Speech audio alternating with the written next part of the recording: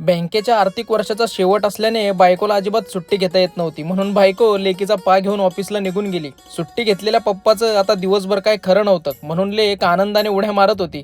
नंतर लेकीने असा गंध उघडला आणि पहिला गंध मी लावल्यामुळे लेक अशी प्रत्येक पायरीवर बसून रुसून दाखवत होती.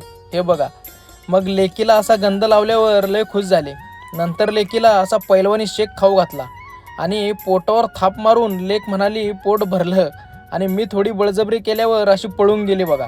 नंतर लेक म्हणाली